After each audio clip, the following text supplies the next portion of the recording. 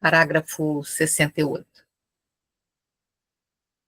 A narração, digámo-lo claramente, não desenvolve uma doutrina feita de ideais abstratos, nem se limita à funcionalidade de uma moral ético-social, mas revela-nos uma característica essencial do ser humano, frequentemente esquecida. Fomos criados para a plenitude que só se alcança no amor. Viver indiferentes à dor não é uma opção possível. Não podemos deixar ninguém caído nas margens da vida. Isso deve indignar-nos de tal maneira que nos faça descer de nossa serenidade, alterando-nos com o sofrimento humano. Isso é dignidade. Uma história que se repete. Parágrafo 69. A narração é simples e linear, mas contém toda a dinâmica da luta interior que se verifica na elaboração da nossa identidade, que se verifica em toda a existência projetada na realização da fraternidade humana. Enquanto caminhamos, inevitavelmente embatemos no homem ferido. Hoje, há cada vez mais feridos. A inclusão ou exclusão da pessoa que sofre na margem da estrada define todos os projetos econômicos, políticos, sociais e religiosos. Dia a dia enfrentamos a opção de ser bons samaritanos ou viandantes indiferentes que passam ao largo. E se estendemos o olhar à totalidade da nossa história e ao mundo no seu conjunto, reconheceremos que somos todos, ou fomos, como essas personagens. Todos temos algo do ferido, do salteador, daqueles que passam ao largo e do bom samaritano. Parágrafo 70. Digno de nota é o fato de as diferenças entre as personagens na parábola ficarem completamente transformadas ao confrontar-se com a dolorosa aparição do caído, do humilhado. Já não há distinção entre habitante da Judéia e habitante da Samaria. Não há sacerdote nem comerciante. Existem simplesmente dois tipos de pessoas: aquelas que cuidam no sofrimento e aquelas que passam ao largo. Aquelas que se debruçam sobre o caído e o reconhecem necessitado de ajuda, e aquelas que olham distraídas e aceleram o passo. De fato, caem nossas múltiplas máscaras, os nossos rótulos e os nossos disfarces. É a hora da verdade.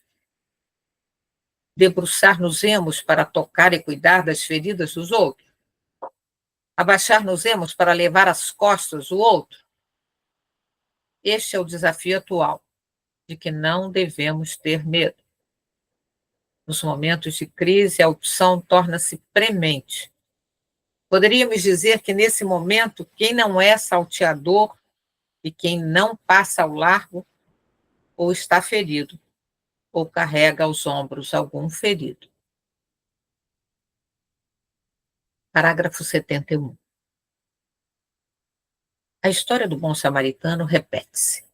Torna-se cada vez mais evidente que a incúria social e política faz de muitos lugares do mundo estradas desoladas, onde as disputas internas e internacionais e o saque de oportunidades deixam tantos marginalizados, atirados para a margem da estrada.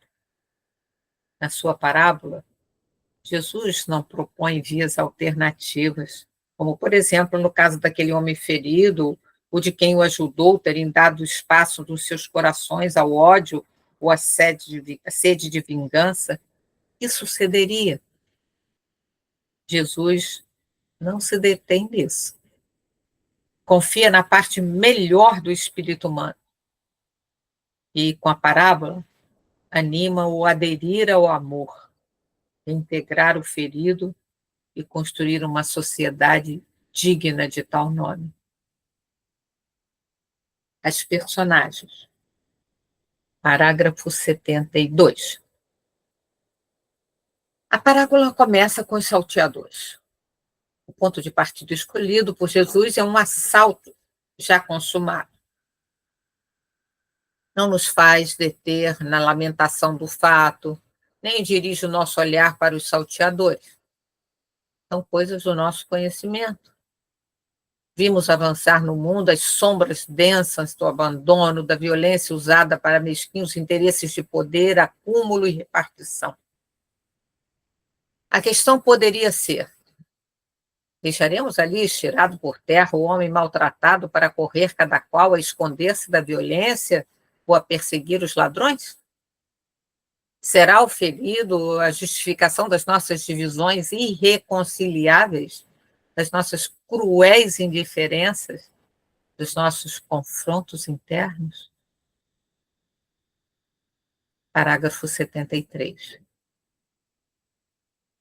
De imediato, a parábola faz-nos pousar o olhar claramente naqueles que passam ao largo.